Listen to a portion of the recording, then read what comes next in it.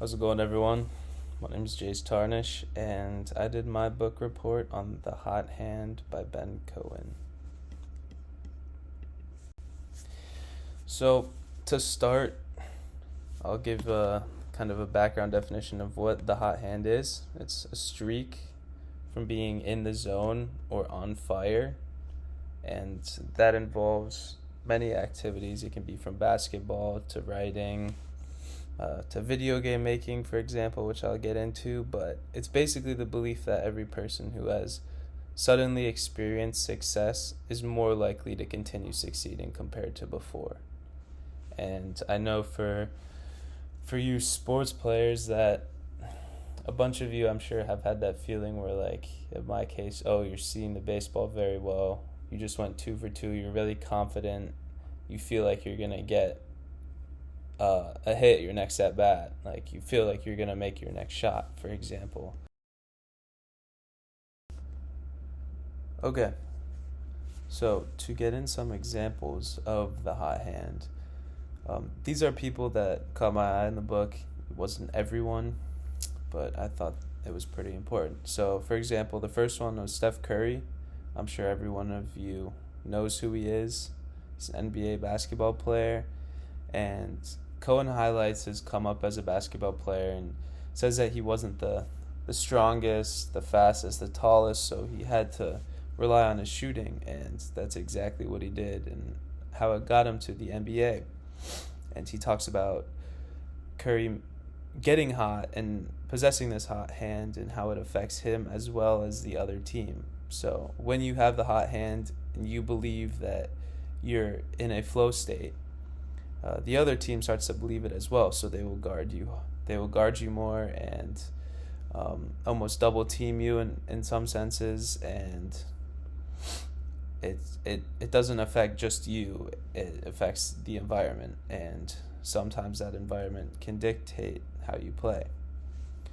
So then, to get into Mark Turmo, he was a video game creator that capitalized on the hot hand. So he made video games that use the hot hand to make people like his games and addicted to them. So, for example, he made NBA Jam, and after 3 made shots in a row, you caught fire in the game, and you literally, the ball turns on, like the ball catches flames, and then your next shot is almost certain to go in the video game, and that caught people's attention, and it basically highlights the hot hand in general and how it works. So then, on the contrary, Rebecca Clark was a composer as well as violinist back in the day, and back in the day it was shamed upon to be one as a female. So the environment that she was in made it hard for her to find a streak within the industry, and something that she did was she went into blind composing competitions and violin competitions, and in one of them she came second when no one knew her abilities because they just disregarded her based off of the fact that she was a woman. And the blind competitions highlighted how good of a violinist and composer she was. However, the environment she was in made it hard for her to get popular in that industry and maintain a streak because she was a woman.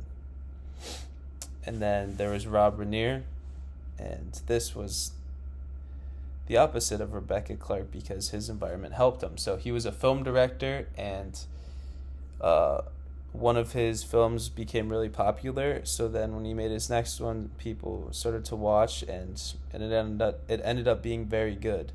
So then when it came time to make The Princess Bride, which the book said that it was a really hard movie to direct, and many people tried but weren't able to do it in the way that it was meant to be. So Rob Rainier tried, and he didn't have the funding, so he was able to have other people help him and finance him to make this movie. But if he didn't have that streak of popular movies before then, he most likely wouldn't have gotten that funding because no one would have known he was credible. And then Shakespeare, it was everyone knows who Shakespeare is. He's a cool guy. He's a poet, and the book talks about him catching a streak in story making, especially during the time of the Black Plague. And then it also talked about investors, which I will get into right now. Now, the gambler's fallacy. Contrary to the hot hand, the gambler's fallacy is when one outcome occurs so many times that you believe the other outcome must happen next. And you find this in gambling a lot, which is why it's called the gambler's fallacy. But now casinos have electronic scoreboards on their roulette tables, so they keep track of the red and black hits and misses. So, for example, if there's 6 black hits in a row, the chances of bets on red increase by 85%, which is ridiculous because it's a 50-50 chance. It's just people see that pattern and think that it's more likely to occur that the other thing happens, which is just not true, but we as people are wired to think that way. And then another example is baseball umpires, which I thought this was pretty fascinating because I'm a baseball player. And then it said that if an umpire calls 2 strikes in a row, the chances of him calling the third decreases by 2%. And I could almost see how this would happen in a game because they see that they call 2 strikes and they're like, oh, I don't want to call the third on him after calling 2 in front. So they try to break up that streak. And I thought that was pretty interesting. And then another one in the book were judges in asylum cases. And judges were influenced based solely off the fact of where they were located and if they granted asylum in their previous cases, which I thought was ridiculous because if a judge grants asylum cases the previous 2 times, him decreasing the chances of granting asylum in the next one is ridiculous because it can dictate someone's life. And just because we're wired to think that way, it's wild to think that this fallacy can have so much influence on us as humans. And then there was investors. Investors were talked about it in the book as well because investors are overly confident in the stock market. And investors in the stock market might have a good return and believe they can consistently produce great returns, and it causes them to be worse off because that environment is completely random with no influence other than new information.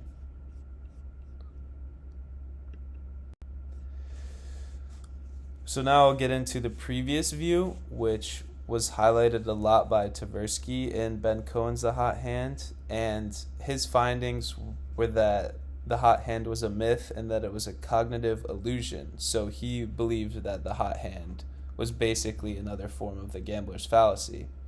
But he based his findings solely off of shot sequences, for example. He didn't account for the distances these shots were taken and how hard the defenders were guarding him. And this kind of changed when I'll get into the next slide. When Sport VU was brought in. So Sport VU used cameras and software to film sports games and collected extremely detailed information. And it basically used new technology to find that in this environment, the hot hand existed. So researchers used data from the 2012 NBA season, and this data concluded that the hot hand is real in some environments like this. Players who made consecutive shots were more likely to make any following shot, proving that the hot hand is not just a cognitive illusion. Basketball players feel more confident and tend to take these harder shots when they're on fire. And you would think it would cause a dramatic decrease in the percentage of made baskets by shooting farther away and feeling more confident, but it did not. This confidence rode with them, and they were able to capitalize on it, and that was the highlight of this book. Thank you.